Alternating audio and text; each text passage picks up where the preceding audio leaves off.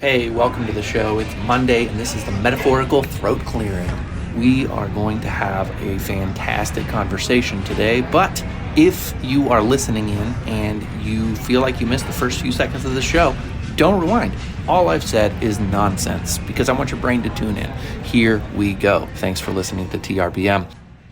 Today's episode is going to start a series of podcasts that I believe is going to change your life forever. If you've ever watched an author read in public and felt bored, TRBM is the antidote. That reminds me of a dark evening where we all drink and howl at the best writing. TRBM is for writers, what time-lapse was for painters, what guitar solos in Spotlight were for bands, what chainsaws and icebox were for sculptors. What does TRBM stand for? The raisin biscotti mills, talked rice burner mechanic, or treacherous roads before me? You decide. For the foreseeable future, we are going to be discussing the power of leveraging libraries to live your writerly dream. And today's episode is part one in a long series of podcasts. We're going to mix emotion with hard facts and data. We are going to have interviews. We are going to have dances. We're going to have burning fires in the sky. Actually, there won't be any dances or burning fires, but the rest we're going to have in spades.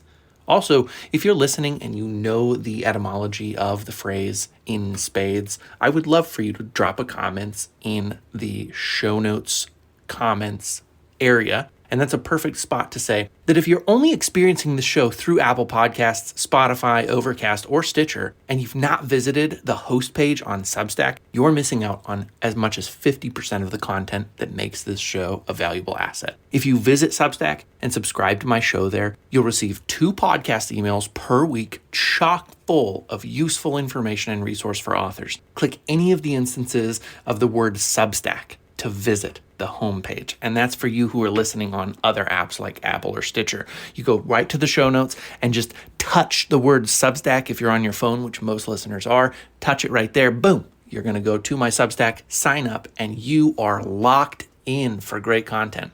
It's my commitment to you to deliver the highest quality content and to only pitch the best resources for your consideration. I'm not afraid to talk about my novels, but aside from my own published books, the only thing I'm ever going to promote to you are resources I've personally used and thrived by. And I think if you've been listening to the show for more than an episode, you know I'm not afraid to spend money on programs if I think that they might help me sell more books. I'm not afraid to spend money on tools if I think they'll help me edit better or write better, any of those kind of things. So if you hear me give a shout out to something, 1, I'll always have a link to it in my show notes. 2, I probably make money if you sign up off of that link. And 3, I've used it myself and benefited. So it seems like it's probably a win-win. I understand 99% of you are never going to buy anything from my show, but the 1% of you who do are going to be the 1% of you who have the most success. Boy, I sound really salesy right now. You'll have to forgive me. I came from a career 20 years selling everything from replay cards at Sam Goody to insurance policies for workers' comp at Applied Underwriters.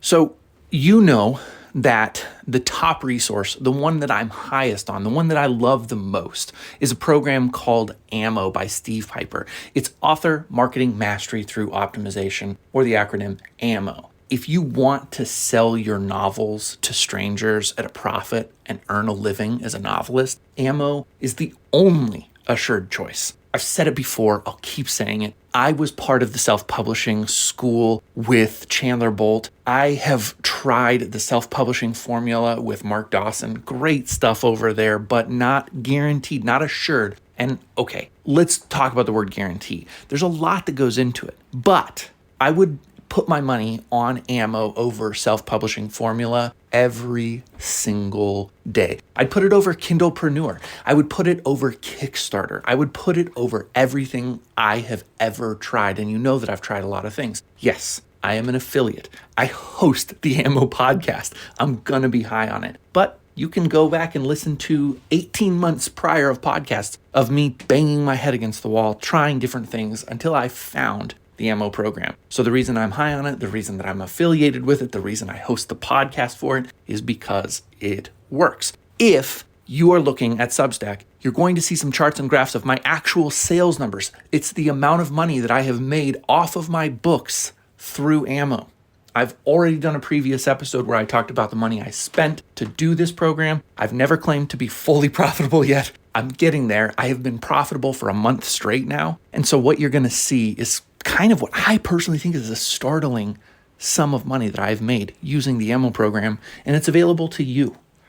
If you're one of my listeners who can honestly say that you haven't sold more than 100 copies of your book or all of your books over the sum of your career, this can fix the problem. There are obviously some caveats. You have to be a quality writer who pays for editing, who pays for cover design, who pays for formatting. You have to pay money to make great books. And all of that is going to feed into the conversation that we'll be having over the coming months about libraries, because you can't pitch your book to a library if you don't publish top quality work. Now, the good news is, if you are a traditionally published author who's listening to this show and trying to determine, is this for me? The answer is yes, this is for you, especially the library series, because with this formula, you have an opportunity to do some free marketing to a captive audience. And what is a captive audience? It's an audience that has to buy what you're selling. It's your job to make what you're selling appealing enough that they buy yours and not somebody else's. I learned this from my days in insurance. Okay, consider, if you sell workers' compensation insurance like I did at Applied Underwriters, then you have a captive audience. Every single employee who works for a legal employer in the United States, and I don't know exactly how it works, but I used to talk with people from Australia and Canada and other places as well, and it's pretty similar in major markets. You are required as an employer to carry workers' compensation insurance for the injury of your employees. So when I call into an insurance agency, I have to convince the agency that my workers' comp is better than X's workers' comp. This is the same thing you're doing with a library. If you're an author, when you call into a library, they don't exist without books. They can't serve their patronage. They can't live out their mission without books. So the only thing that you have to do is convince them that your books are better books than the books that somebody else has approached them with. And I know that that sounds really difficult, but why did you write a book if you didn't think it was better than the other books out there? And that includes novelists, folks. Do I think that I write better books than Stephen King? Ooh, you know I love Stephen King. I have to be honest. I aspire to write books as good as what Stephen King writes. And I believe that time will tell the story of the quality of my writing. And Stephen King has had some missteps, so maybe my first book wasn't the best book that I'll ever write. Maybe my second book is on par with Tommyknockers. I don't know, but I do believe, generally speaking, that my novels are really great. And I hope if you're listening to this show, you believe that too. Why else are you writing? But look, it can be hard. It can be hard to doubt yourself. And when you're going to reach out to a library, this is what you call the low-hanging fruit. So psychologically speaking, some people actually have a harder time with low-hanging fruit than they do with the biggest reaches. Because if you can't get the low-hanging fruit, what does it mean about you as a person? So let's go ahead and dive into the numbers. On just a basic overview, there's over 117,000 libraries in the United States alone. And I'd love to hear from listeners like Juliette Willows how robust Canada's library system is, because I believe that there is low-hanging fruit there as well. For the purpose of fiction and creative nonfiction authors, which includes all of your biographies, your sales books, things like that, then obviously novels, graphic novels, that number is going to be about 90,000 US libraries suitable for carrying our books. And listen, I doubt that there are any academic authors lurking around on TRBM, but their work would make up the balance of those libraries. So if you subtract 90,000 from 117,000, the remaining libraries are the ones that solely publish things for your scientific journals, your doctors, medical libraries, things of that nature. So you're looking at about 90,000 libraries that are going to be a potential audience for your book. And because I'm embarking on a deep dive of how authors, both traditional and self-published, can get their books in library, it's such a big topic that we're going to have to do what they say about the elephant. How do you eat an elephant one bite at a time? That's what we're going to do here. But I want to stress again, if you're a traditionally published author, this may be one of the most important episodes I've ever recorded for you. If you're a self-published author, still the same thing. But I just know that traditionally published authors automatically try to think of reasons why they shouldn't market because they make such a slim margin compared to self-published authors. It's funny because they've had a lot of back-end work so that the book is at least going to be really well edited. If you're traditionally published, marketing to libraries is free. It costs you your time, but it does not cost you money. That's not going to be true of any other kind of marketing that you can effectively do. You might argue that being on social media is an effective way to market, but I think if you take a good long look in the mirror, you understand that posting on Twitter can get you a lot of traction in terms of conversation, but not a ton of traction in terms of sales. I think you're looking at around a 0.0001% turnaround on any kind of social media. I've continued to hear that some folks have a great experience on TikTok, and I believe that can work. I continue to try to search for guests who have used TikTok effectively. I will continue to do that. If you know somebody who's used it effectively, send them my way. We will have a conversation with them about how they have leveraged TikTok to sell books. But for now, we're going to go with proven statistics. So why are libraries such a great place for you? There are a handful of reasons. Libraries love to work with trade publishers. Now I'm speaking to you trade published authors. Love to work with trade publishers. Their entire cataloging system is based on the traditional pipeline. That means that traditionally published authors will have an easier time selling their books into libraries from a logistical standpoint. But don't fret if you're self-published because you'll maybe need to do a good deal more back-end work to make things pay off. Once you've done that work though, and this is traditional and self-published, you have created a lifelong partnership with a loyal reader. I want to stop there for a second. A lifelong relationship with a loyal reader.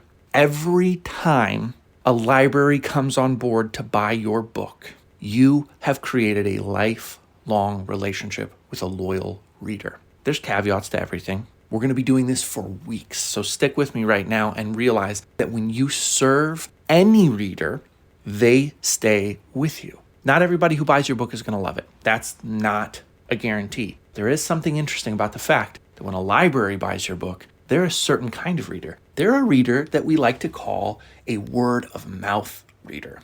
They love to share your work with others. The only way that they can survive is by sharing your work with others. So that's going to become part of your pitch. Put a pin in it. We'll come back to it.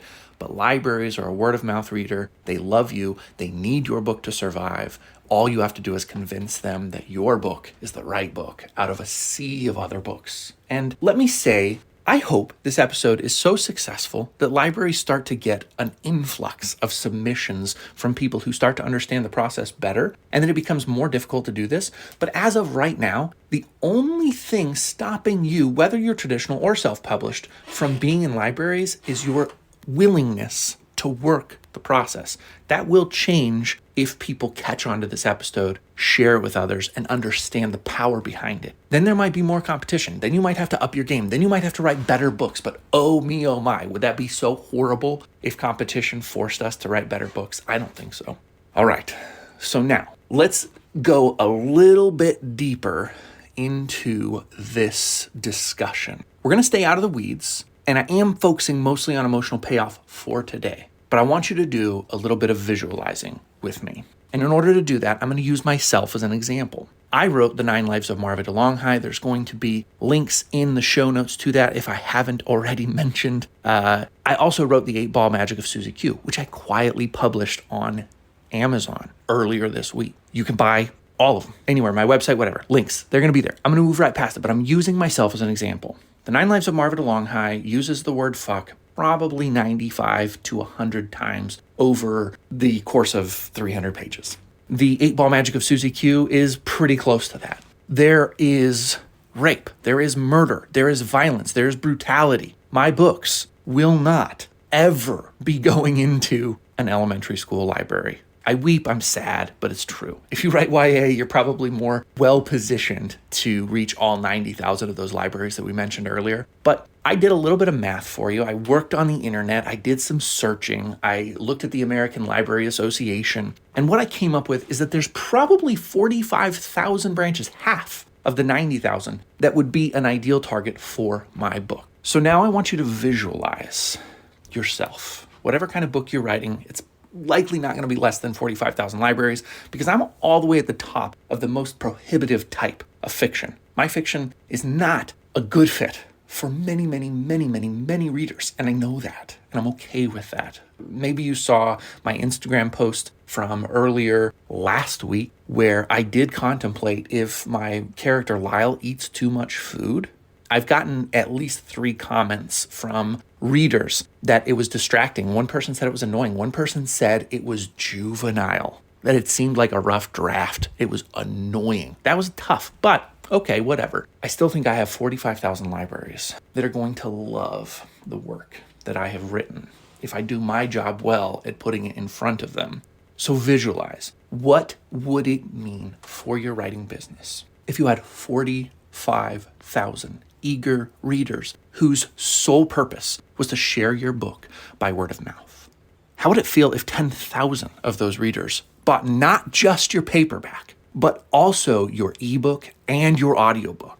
And what would it feel like if every time you launched a new novel, you could send a single email to that network of readers and expect, even bank on, 20,000 sales? Does that frame it up for you? Because I get goosebumps just saying it. I hope you get goosebumps hearing it. That's your readership if you build strong relationships with libraries. We've got so much time in this topic. I'm not going to discuss right now what it means to have a book in a library, but the fact that it's free to a reader to grab it, to check it out, to see it, that's something. And maybe a smaller fraction of you will identify with this, but I know for me it's true. In fact, let me illustrate with a story how true this is. Libraries sell books. I went to the Spokane Public Library on the South Hill branch. Call them, shout them out, let them know I miss them, I love them. My son, my oldest son, was just barely walking at the time. So this is many years ago. I was working sunglasses sales. I was a route driver. I hadn't even gotten to the management position yet. And what I would do is I would go to the library and I would find a stack of audiobooks that I could check out from the library because audiobooks are freaking expensive and I couldn't afford to buy them, but I could afford to check them out from my local library. Now, this is before you had easy access to mobile devices. And so these were like CDs. I had a CD thing in my car that I would pop the CDs into and I would listen to audiobooks. My son, my oldest son, is walking around the library and we're trying to keep him busy, entertained while I'm searching for the books that I want. And he happens to reach onto the shelf from his tiny little height. So it's the M section.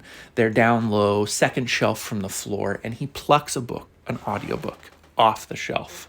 The Tropic of Capricorn by Henry Miller. I said, hey, it must be fate. My kid picked it off the shelf. If you've ever read the book, Henry Miller might be the only rival for the more vulgar author than me. He really, really took the cake. But I'll be honest, I loved the book. I fell in love so deeply with the book. It was narrated by Campbell Scott. I fell in love with Campbell Scott as a narrator because of that. I've gone on to buy audiobooks narrated by Campbell Scott that I don't know anything about the author or the story. I just know that his voice is going to be narrating it. But most importantly, on my shelf, behind me in my office, in a very select about 100 books that live with me in my office, not anywhere else in the house, I have a Grove edition, so a first printing in the United States of The Tropic of Capricorn that my wife bought for me for my birthday because that book meant so much to me. And I never would have met it without a library. So let me ask you again, what would it mean to have 45,000 opportunities for your book to be that book for me. This is powerful stuff, people. You sell your book. You get paid when a library buys your book. It doesn't count on the New York Times bestseller list. It doesn't count on the USA Today bestseller list. Is that still a thing? It doesn't count on any of the bestseller lists, but you get money and you get readers. Don't sleep on libraries. Stop wasting all your time not thinking about them. They're better than bookstores. I hate to say this, but bookstores in America right now are letting readers down. Bookstores are letting readers down because they're ignoring self-published authors. And this is a note for you self-published authors. So if you're a trade-published author, listen with sympathy. Because a lot of us have taken a road that has put us in a position where maybe even though our book is good enough and has every right to be published by Penguin, Random House, FSG, Little Brown, Knopf, we have to go the self-published route. That doesn't mean it's an inferior product, but it does mean that when we approach our local bookstores, they try to extort us by saying, oh, we'll carry them on consignment. If you'll drop off 10 copies of your book, we'll shelf it, but we can't be responsible for shrink. So if it gets stolen, we're not going to compensate you. They don't do that for the major publishers. No, the people who are 100% skin in the game get fucked over. Pardon my French. Bookstores need to up their game. If you are a bookstore owner listening to this podcast, please rethink your position. There are ways to vet self-published authors to make sure you're getting quality work. And that's exactly what we're going to be going into over the rest of this series. Over the rest of this series, we're going to be talking about making sure that your work is up to snuff so that you can get into libraries, have a good reputation, and continue to build your audience through this channel. But honestly, you can take a lot of this information and apply it to bookstores if you want. I'm not going to spend my time on bookstores until I see a trend that bookstores are going to change their behaviors. But I will spend time advertising on Facebook. I will spend time advertising on YouTube. I will spend time advertising on TikTok. As I see opportunities present themselves, there are readers out there right now who maybe don't have as strong of feelings as I do about bookstores or traditional publishing or the gaps in the process. But unconsciously, they're voting with their dollars. Your readers more than likely have a bias toward reading self-published work, because in self-published work, you're able to make real stakes. You're able to make real flawed people. You're able to write true conflict. You're able to write disastrous evil. You're able to do things that in the traditionally published world right now, they're trying to shave off all the corners so that nobody can be offended, that nobody can be hurt, that nobody can be conflicted. That's not happening in self-publishing. We're defining the market right now. All right, now I'm going off onto my soapbox. I'm going to hop off the soapbox. I'm going to close things up. Next Monday, we're going to jump into the content standards that are required for you to get your books in libraries. And if you really want to get the most out of this series of episodes, I'm going to give you a little bit of homework, okay? This is what they call the action item or the call to action. I want you to spend some time between now and next Monday researching and understanding library systems, okay? So go ahead and begin researching and understanding library systems in the United States and Canada if you want to. Please, Juliette Willows, if you are listening to this episode, drop a comment in the show notes. It will actually enrich people on how they can do this process in Canada, and maybe we can even interview after you've done a little bit of research or if you know a ton about how to do this in Canada. Libraries can vary at the local and regional and state levels, so it is essential to gain insight into their operations, acquisition processes, and preferred formats. Until next time.